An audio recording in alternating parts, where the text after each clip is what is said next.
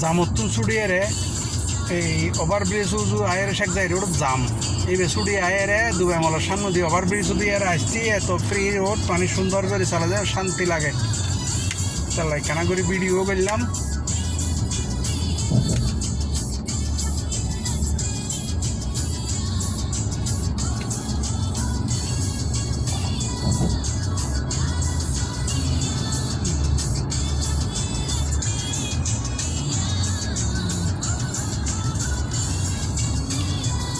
Dubai মল